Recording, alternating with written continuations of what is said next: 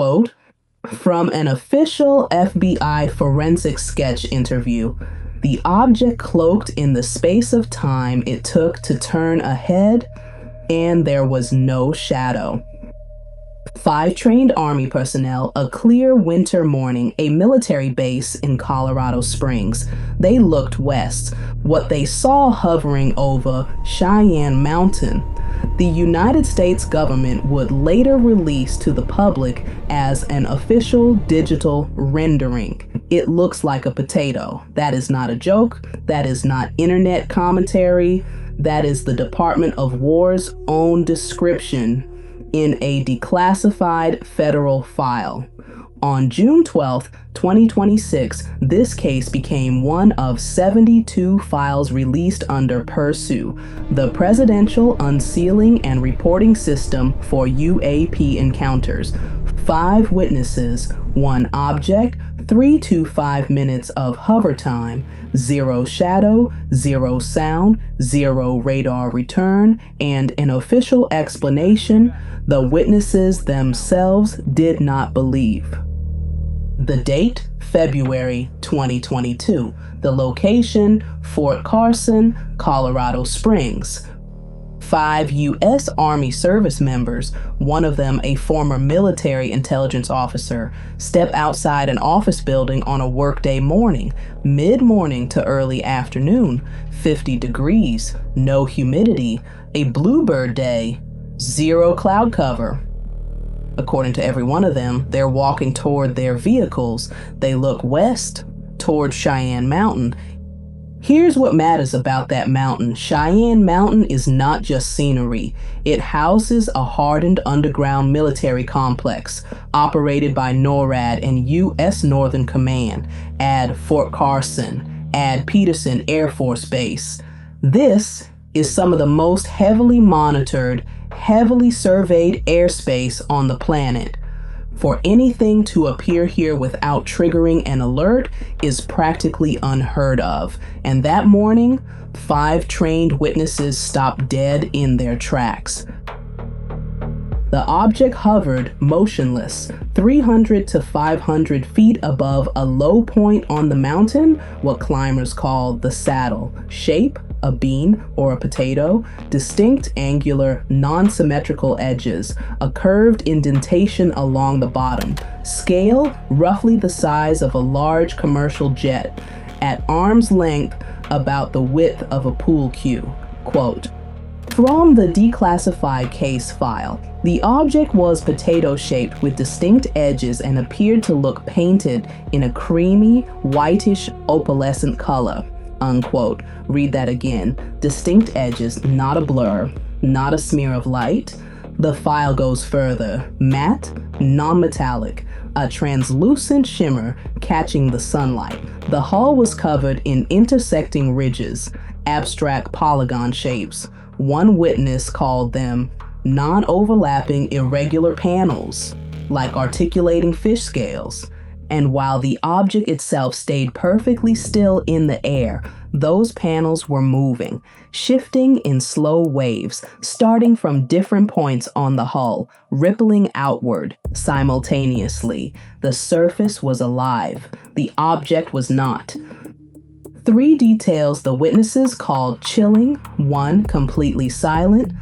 2, 0 shadow cast on the mountain below it despite full sunlight.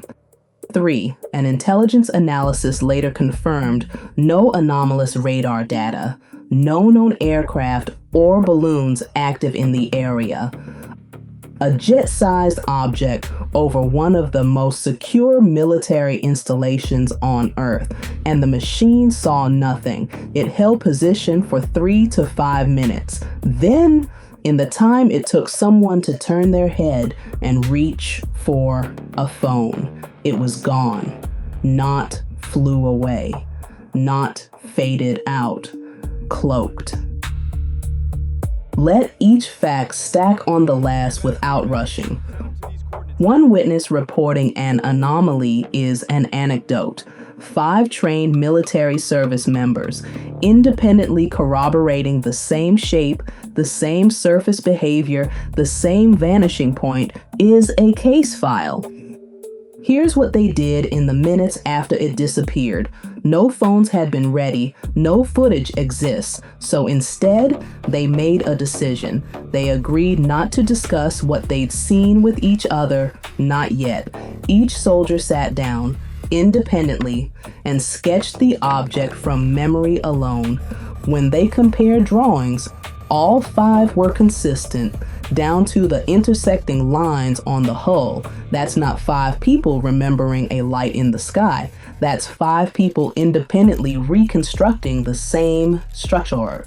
These were not civilians glancing up from a phone. These were Army personnel, one with a military intelligence background, stationed beside one of the most heavily defended airspaces in the country. Trained observation, trained reporting discipline, and still, the file ends the way almost every UAP file ends, unresolved. This did not move fast. February 2022, a report is filed internally with the Army. Then, nothing for nearly 2 years. Early 2024, the All-Domain Anomaly Resolution Office, AARO, formally reaches out to one of the witnesses. Strangely, they don't interview him yet. July 2024, the FBI brings a witness to Federal Plaza in New York. Their Operational Projects Unit produces detailed forensic sketches. March 2025, 3 full years after the sighting, special agents conduct formal interviews over Microsoft Teams. Testimony enters the federal record. The result, an FD 302. The FBI's standard form for recording a witness interview, heavily redacted, officially filed. This is not folklore. This is not a campfire story. This is a documented, multi-year federal investigation into 5 witnesses and an object that vanished in under a second. The leading theory, backscattering. Here's exactly how the government's own assessment lays it out. 9:35 a.m. The sun sits low in the southeast, 27.5 degrees above the horizon. Cheyenne Mountain, 6 to 12 inches of snow cover. The theory? Low-angle sunlight bounces off that snow, travels upward, and illuminates a layer of thin, altostratus clouds from underneath, creating a localized, shimmering glow that could mimic a solid object. It's a real phenomenon. Optically, it's plausible it would even explain the sudden disappearance. Shift the sun's angle by a fraction, shift the cloud cover. The reflection cuts off instantly. No craft flying away, just light turning off. But here's the discrepancy the file itself can't resolve. The witnesses are adamant, a perfect bluebird sky, 0 clouds. Historical weather records for that exact morning say otherwise, partly to mostly cloudy, with mid-level altostratus clouds present. The backscattering theory requires clouds the witnesses say weren't there, and the government's own assessment admits it. Quote, low confidence based on uncertainty in the field of view of each witness, amount of snow cover, and exact elevation and amount of cloud cover, unquote. The file proposes an explanation. The file does not stand fully behind it. The Colorado Springs object did not surface in isolation.